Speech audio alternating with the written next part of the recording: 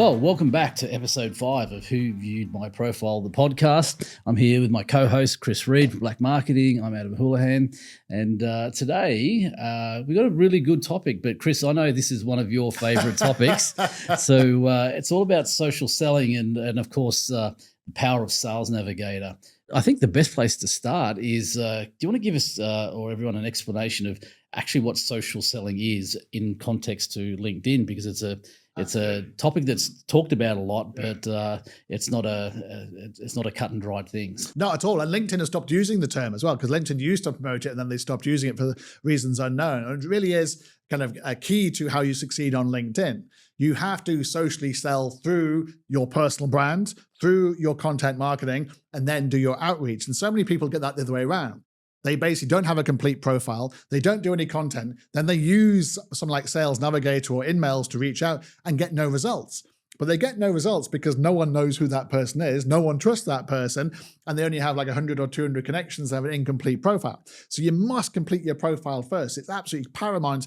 You complete your profile so that when you reach out to somebody on LinkedIn, they look at your profile and they trust you. Think, yeah, this is a normal person. I can see Adams has a complete profile, has recommendations, has content. He knows what he's doing. I will have a conversation with Adam. And then it's all about the trust factor and the sales factor in terms of reaching out to people through content. And content is key. You create awareness through content. Yeah, you build trust through content. People find out about who you are through content. So you have to post. One of the main reasons why your outreach doesn't work is if you have a complete profile, but don't post. So it is a three-pronged strategy. Yes, it takes work. That's why Adam and I have a business that can help you. But it is literally about that, because it's not a quick fix. And you do need to have Sales Navigator Advanced, not Core, and definitely not a Business Premium. A lot of people, you and I both come across, have Business Premium, and then they wonder why they have no Smartlinks, they have no saved list, they have no tracking. And it's because Business Premium really shouldn't be sold. In my view, they should abandon Business Premium, just have Sales Navigator Advanced. They also shouldn't have Core. Sales Navigator Core is a waste of money. If you have Core, don't have it. Cancel it. Upgrade to Sales Navigator Advanced, because Advanced gives you Smartlinks, Core does not. Well, that's very true, but it also gives you all of the other the stuff that Core does, but in the ability to really laser in on who's your ideal client prospects, or it may not be necessarily clients. It could be, you're looking for partners to investors, employees, or employers. Yeah. So is it true that that social selling also covers those? It's not just about selling your product or service. Yeah.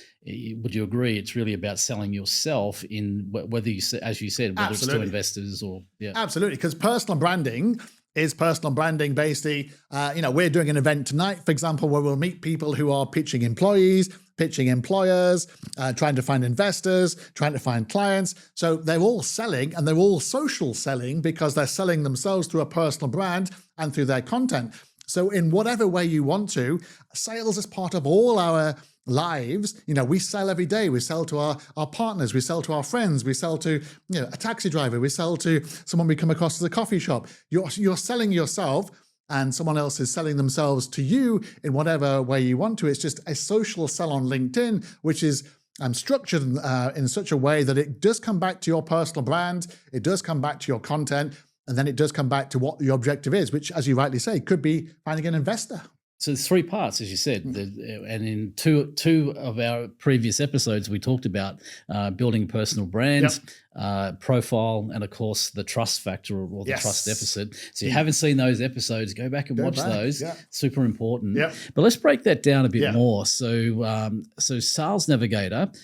You've already outlined that there is only one. It's Sales Navigator Advanced that should exist. What's the barrier you found? Why do people say, "Look, I don't want to use it"?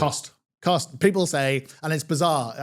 They say to me, "I don't want to spend $140 or $160 or $120 on premium on LinkedIn." And we go, "But if you don't want to do that per month, and if you sign up for a year, you get 20%, 30%, 40% off, depending on the deal. You have to get your first free month." So to me, it's like, it's a no-brainer. It's a cost of doing business. And I say to these people, "But how much do you charge?" "Oh, I charge $1,000 an hour. Or I charge $10,000. Or I charge $1 million. Or I charge $1 billion. It's like, So basically $140 a month is nothing comparative to what you charge. Literally, if you have an objection to that, you haven't seen our fees yet. You're definitely going to buy my services if you think $140 is very cheap, because it's all about, if you believe in what you're doing and you believe in doing outreach, you cannot do it on LinkedIn alone. It's a fallacy. You can't have the custom button, the premium custom button, because it comes with Sales Navigator Advanced. You can't have 5 banners communicating your business, because again, you have to be on Sales Navigator Advanced under the premium. And you can't have the elements of LinkedIn which actually work, like in-mails. And the most amount of in-mails you can use is through Sales Navigator Advanced. You get 50 a month and you use them very focusedly. And if you switch on your open profile, you get another 100 messages a month as well. And it is now capped. So I've reached the cap several times because I prefer open profiles. I prefer talking to somebody who's actually said, I have paid LinkedIn money and I want to be communicated with. And obviously, those people are much more likely to be on LinkedIn as well. Only about 20% of people are on LinkedIn on a daily basis, only about 30% on a monthly basis. Therefore, finding people who have paid money for LinkedIn is a good way of finding potential prospects. Finding people who are open profile is another way of determining whether someone is social or not. I know, for example, Adam, if someone switched off their open profile, I should not contact them. Because even though they're premium and they're on LinkedIn bizarrely and presumably want people to message them, they do not want to be communicated because they've switched it off. They've gone to the settings and had to physically switch that button off and said, I don't want to be communicated by fellow premium members on LinkedIn, which to me is bizarre. But it is about making sure that Sales Navigator Advanced is used effectively, building saved searches, for example, generating new leads from those saved searches based on your criteria.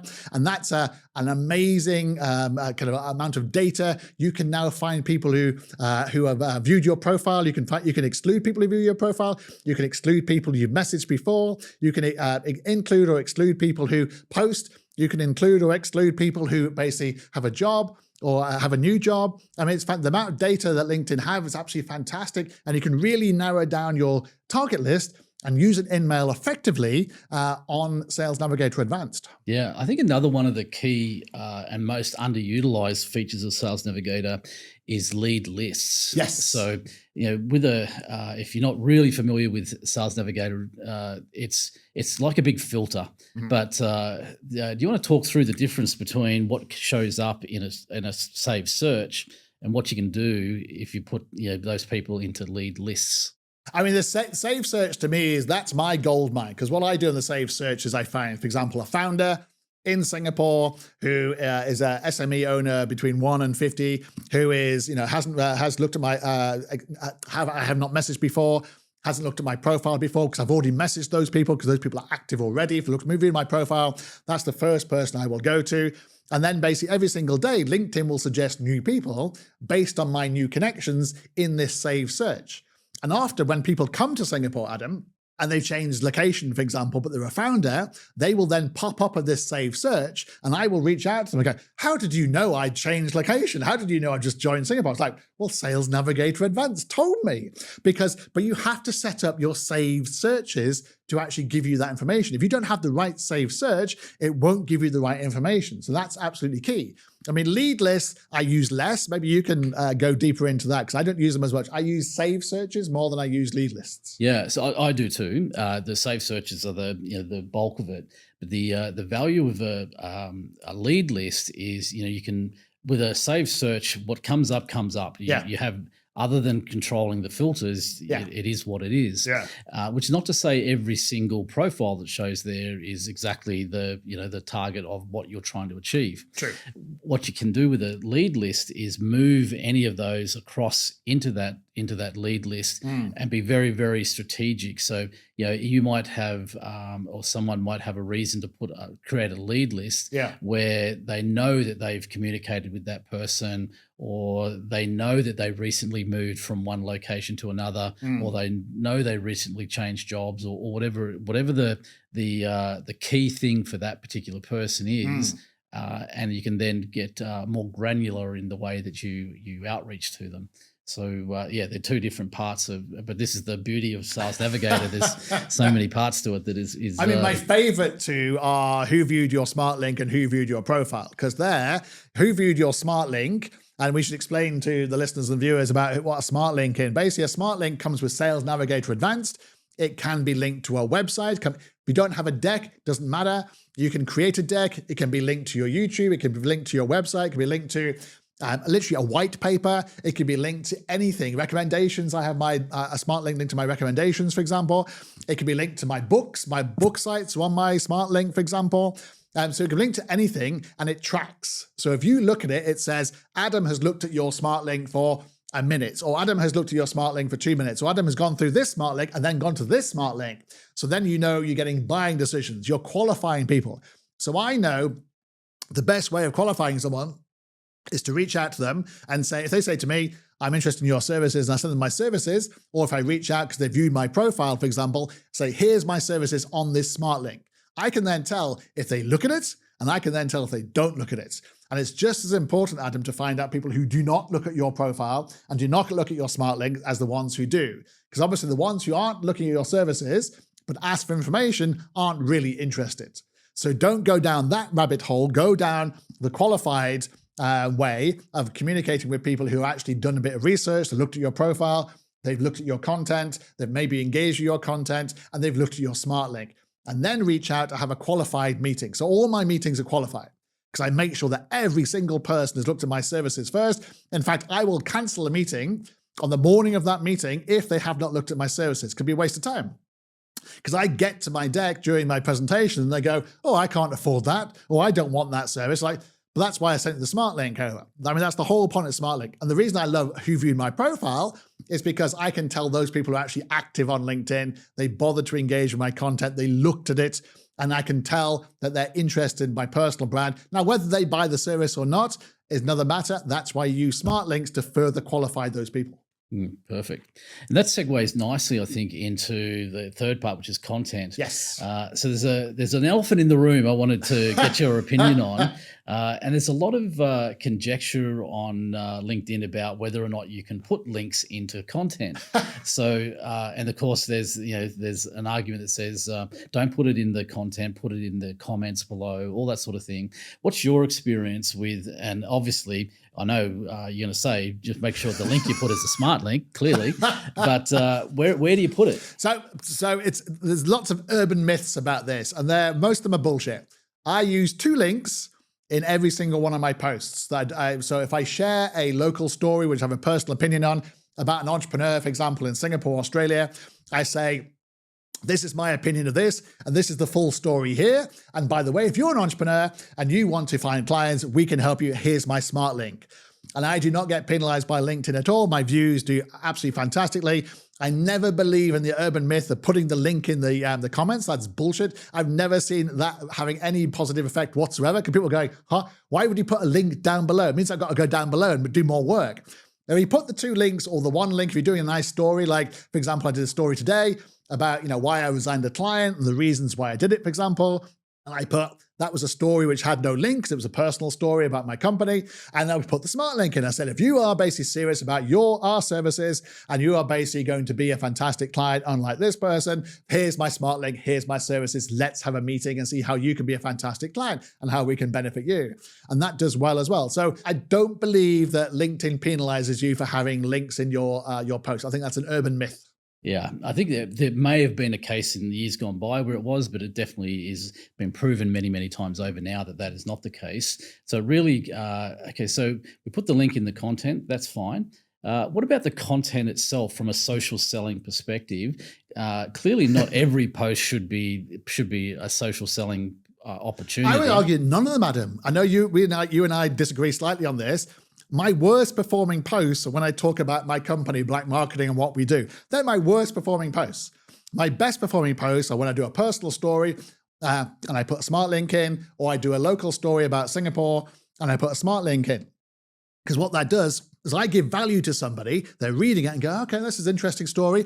And Chris helps entrepreneurs, that's interesting. So then I get maybe 20,000, 30,000 people who have read that post because it's about Singapore. And then they read, Chris does personal branding services or LinkedIn marketing services. Had I done it the other way around, nobody would read that post. If I did to say, you must buy black marketing services, buy me now, people go, not interested, not interested. And they'll just go through. And so basically you then miss an opportunity to socially sell to that person. So to me, the essence of social selling is I've given you value. You've enjoyed that content because you've read it. Maybe you've commented, and then you then know what we actually do. You can then respond to my smart link if you choose to do so.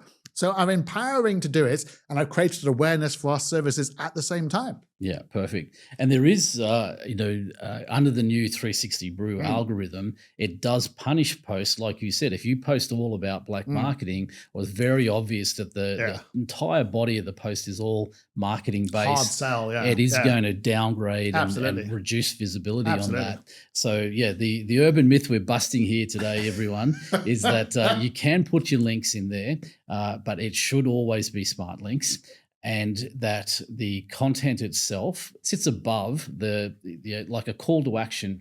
So I know with your posts, it's always the way it should be, where the that call to action about whether you want to join my newsletter or whether you want to look at my products and services is always at the end. Absolutely. And a little bit of a detail about that. Absolutely. So what's your structure around, like, say if you had a percentage base of a post.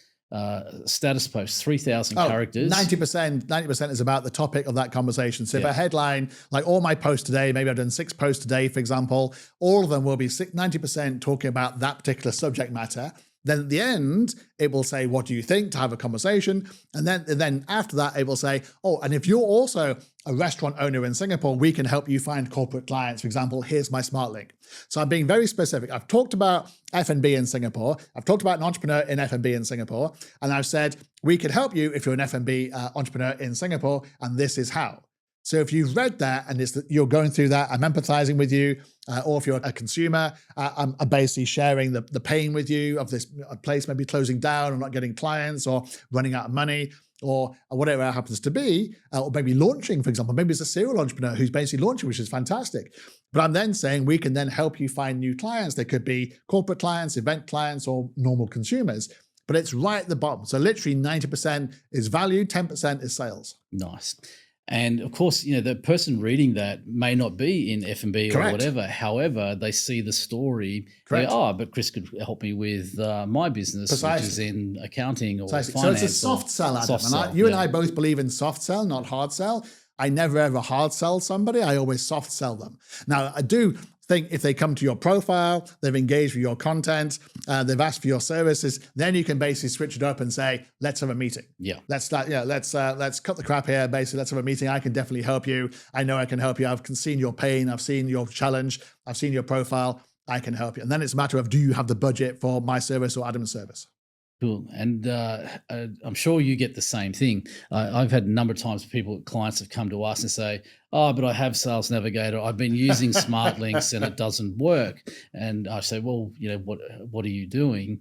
And essentially what they're doing it. And from a social selling point of view, I love your point on this, is their belief is that just because someone viewed that smart link, that's the sales. That's the reason I go in and pitch now. What's your process around the immediacy or whatever of? And you touched on it just then, but is there a strategy around that it is social selling? It's not like go in today and I've viewed your link, therefore I'm a prospect. How do you do that? Absolutely. I mean, there's 2 points there. One is that a lot of people who have Sales Navigator don't actually use or haven't activated their smart links, or maybe they have core business, haven't used smart links, and sometimes they won't even be using the link on their custom button. So I had a couple of potential clients last week I pitched, and I pointed out they just lost 1,000 people in the last couple of weeks because I clicked on their profile and I clicked on their custom button and I went straight through to their website and they didn't know because they can't track it. Had they put their website in a smart link, they could then track it, they can then follow up. That's a qualified lead. And you're right about the content and social selling is you have to keep on giving value to the people you're about to meet. You give value when you meet them. The first thing I do when I meet someone, I say, these are all the things wrong with your LinkedIn profile. You can fix it yourself, or I can help you do it yourself. Literally, you can outsource it to my team, or you can actually do it yourself. So it's always a conversation. It's always a social sell. And it's entirely up to the client whether they actually want to go ahead and do that, having got to know you, you haven't got to know them in a meeting, and through the content sharing as well. Yeah, nice. So I think that's probably a good way to put an end to today. Other than that, we can all agree that one of the most powerful ways of using LinkedIn is social selling and attaching that with Sales Navigator Advanced. I'm sure this will be a good topic that we'll get a lot of questions on for our next live event. So if you want to come along to that, when I say live, it's online. Go to the Who Viewed My Profile podcast website, and you can register to attend. It has the dates and everything there. You'll be able to put in whatever the topic you'd like us to talk about, and hopefully this will be one of them, but from a very specific point of view. See you then.